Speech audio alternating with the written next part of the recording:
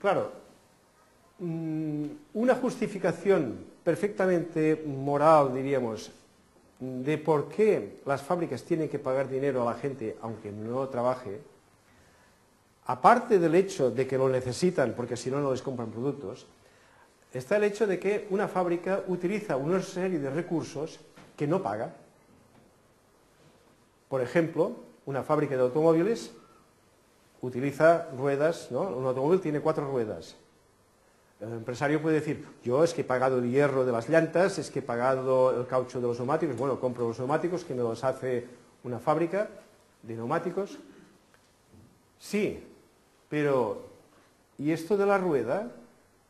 Te habrá costado mucho dinero, ¿no? Inventar esto de la rueda, porque claro, es una gran idea, ¿no? Que la fricción es muy baja porque gracias a las ruedas. No, esto ya viene de antes. Ah, viene de antes, ¿no lo has pagado? Viene de antes. Y este tío que tienes aquí, tienes un diseñador muy listo, ¿no? Que fíjate qué dibujos hace y tal. ¿Vale? Este diseñador es buen diseñador porque en su familia su padre ya era diseñador y de él aprendió tal. ¿Esto lo has enseñado tú, todo esto? No, yo no se lo he enseñado. Él ha ido a una escuela, su familia, la sociedad le ha enseñado. Utiliza lápices, ¿quién ha inventado este lápiz? ¿Lo has inventado tú? No. O sea, hay una enormidad de cosas. La inmensa mayoría de las cosas que utiliza una fábrica no las paga.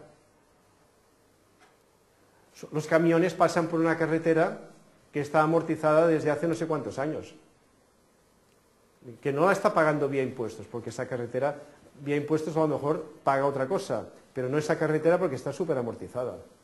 Y en cambio sus camiones la están utilizando. Es decir, hay unos bienes sociales que de alguna manera el empresario tiene que pagar. Y esto lo puede pagar muy cómodamente y además muy indoloramente a través de un impuesto que es el mismo impuesto que puede servir para toda la sociedad, es decir, un impuesto sobre las transacciones. Sobre cada transacción aplicamos, igual que hay un IVA, igual que antes había el impuesto de tráfico de empresas, pues estas transacciones implican que un impuesto automático que se recoge en el momento de la transacción por los ordenadores, y aquí no ha pasado nada, funciona todo, y ese dinero luego se puede reutilizar para dar esta renta básica. De estos recursos sociales no es justo que se beneficie exclusivamente un particular, como puede ser el fabricante, sino que es necesario que se beneficie todo el mundo. Vamos a ver entonces qué fuentes de recursos hay para la renta básica. El ahorro en la recaudación de impuestos. Inspectores, ¿qué quieres inspeccionar? Si todo se hace automáticamente por el ordenador, no hay nada que inspeccionar. Y se sabe exactamente, además, una tasa muy sencilla y muy fácil de aplicar. Ahorro de policía. Si no hay delincuentes, ¿para qué necesitamos policía? Bueno, alguno, pero poca cosa. Todo el capital existente se transforma en capital productivo. No hay bolsas de atesoramiento. Aquello de guardar en la cómoda el dinero por si algún día se necesita, este dinero se convierte en improductivo. Nada de esto. Todo es productivo porque todo está en el circuito. Los ahorros de los ciudadanos los utiliza la comunidad de modo productivo. Paraísos fiscales, pues ¿cómo y para qué? Imposibilidad de evasión de impuestos. Todo esto son fuentes tan enormes de recursos que nos dan de sobra para la renta básica. Hasta el punto de que estamos convencidos de que la presión impositiva media sería más baja a pesar de darle dinero a todo el mundo. Es cuestión de hacer números, pero esto se ve que puede salir así perfectamente.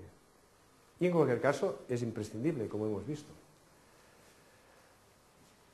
Para llegar a este punto hay una infraestructura que ya tenemos. Para conseguir que el proyecto Shalom sea una realidad, hay una infraestructura que ya está disponible. Una red informática que es Internet, Tenemos terminales punto de venta, como para las transacciones, tenemos tarjetas de crédito, tenemos móviles, hay entidades bancarias, hay una justicia que es independiente, como la exige el sistema, además tenemos democracia, es decir, el pueblo, la comunidad, ya tiene un cierto control de las cosas, hay que mejorarlo mucho, pero ya existe algo. Por lo menos la democracia nos permite pensar en hacer esto. Y la democracia nos permite ahora estar discutiendo de esto. Hemos ganado mucho. Existen notarios y existen auditores y censores jurados de cuentas. Hay gente que se fía más de un notario que de un juez. Y esto en base a la experiencia, porque dice, oh sí, hubo un juez que juzgó mal un determinado caso, pero en cambio los notarios pues se limitan a registrar y normalmente son muy fiables, o sea que me refiero a que hay una serie, la comunidad de los ciudadanos tiene personas, elementos muy fiables como para llevar a cabo un control de un sistema como el que estamos proponiendo. Se trata de perfeccionarlo. ¿Qué nos hace falta? Bien, necesitamos una nueva Constitución, la Constitución Chalaux, porque evidentemente estas cosas habrá que meterlas en la Constitución. Y Agustí Chalaux esto lo estudió con tanta perfección, dedicó muchísimos años de su vida, un cerebro como el suyo dedicado a estudiar esto, estudió hasta los mínimos detalles. Tenéis que consultar sus obras porque lo encontraréis todo allí. Un gobierno fuerte y valiente para implantar el sistema. Claro, uno puede decir, uy, pero es que el que intente montar esto lo van a matar. Como mataron a Kennedy, como matan a toda la gente que quiere hacer alguna cosa interesante. Bueno, a lo mejor no lo matan si es muy rápido, porque si eres muy rápido en implantar el sistema, entonces ya no puedes pagar a gente para que le maten. O sea que el propio sistema tiene sus seguridades en sí mismo, ¿no? Una justicia independiente del gobierno. Habría que hacer una determinada reducción de atribuciones del Ministerio de Justicia para que la justicia sea aún más independiente de lo que lo es hoy día. El Banco Central, es decir, el Banco de España en este caso, o el Banco Europeo, tiene que tener un control y una gestión realmente comunitarios. No, esto no puede ser privado. Un Banco Central nunca puede ser privado. Parece ser que en Estados Unidos es privado y no sé cómo se lo han montado así. Nunca puede ser privado, sino que tiene que ser un control y una gestión realmente comunitarios. La infraestructura telemática debiera ser doble o triple, mejor triple. ¿Para qué? Para que no se caiga. Oiga, es que ha caído el sistema.